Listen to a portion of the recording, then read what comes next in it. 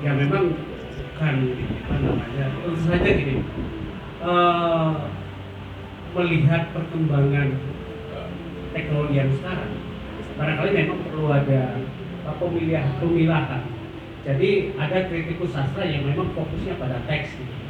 Kalau dia sudah berbentuk video itu bukan ranahnya kritikus sastra misalnya. Dia itu sudah ranahnya ya orang yang mengerti video atau film atau apa. Jadi mungkin ini barangkali dalam konteks pembicaraan kita adalah bagaimana orang yang menyediakan diri berdedikasi untuk menelaah, meriset karya-karya dalam bentuk teks. Lebih pada itu. Nah itu yang barangkali ada seperti saya katakan tadi ya, kita menulis kritik ya untuk lomba, atau ketika ada orang yang meminta dia untuk jadi pembicara, peluncuran buku dan lain-lain. Tapi tidak ada yang sengaja inisiatif sendiri ya untuk menelaah hal. Nah, memang itu menarik ya tadi pertanyaan orang ya, Mas Yusuf juga sempat menyinggung ya, bagaimana sekarang itu punya beragam cara untuk berkarya ya. Dan Pak Hedi tadi betul-betul itu bagian dari demokratisasi dalam kekaryaan. Demokratisasi kreatif. Kita bebas lah untuk berkarya gitu.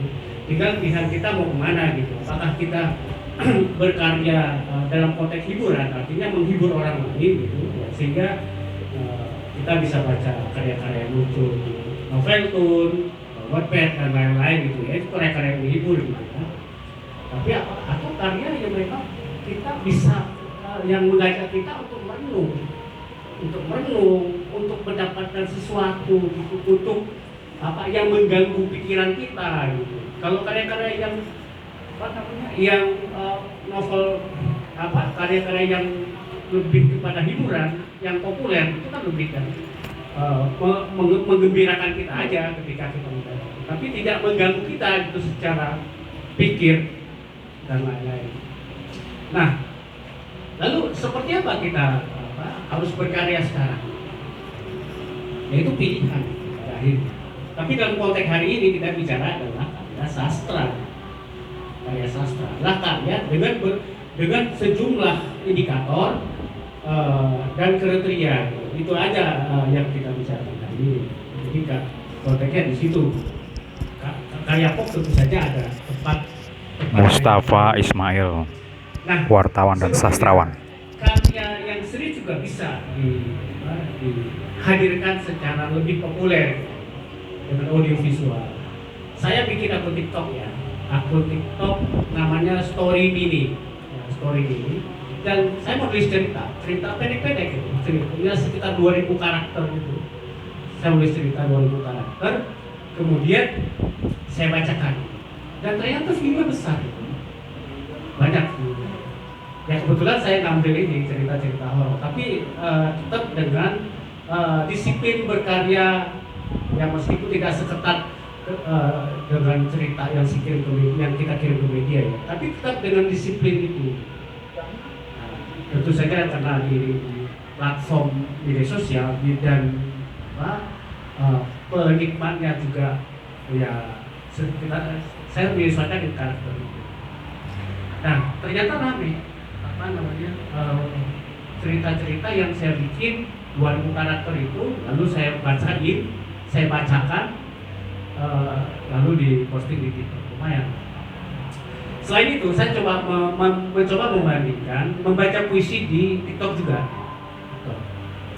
Nah, saya membaca puisi dengan hadir sosok saya, itu bisa lebih rendah, view-nya, ketimbang membaca puisi dengan ilustrasi macam-macam gitu, ilustrasi yang bergambar atas itu.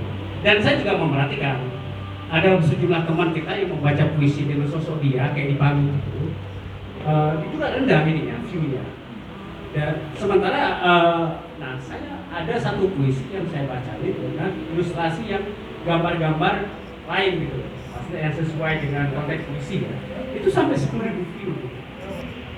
Jadi mungkin ini salah satu cara kita bagaimana kita berkarya di media sosial. Jadi memang perlu bagaimana menghadirkan, cara menghadirkan itu penting. Karya boleh bagus ya, karya boleh bagus, tapi cara kita menghadirkan di media sosial itu menentukan tingkat keterbacaan atau tingkat penontonannya ya, tingkat viewernya lah kalau di TikTok ya. Jadi kita di generasi TikTok juga ini. Jadi story ini teman-teman bisa lihat ya. Kalau puisi biasa saya baca di di TikTok saya Mus Ismail, Moes. Ah itu dia. Ada beberapa bisa dilihat beberapa puisi yang saya bacakan tanpa menampilkan wajah. Jadi lebih kepada ilustrasi.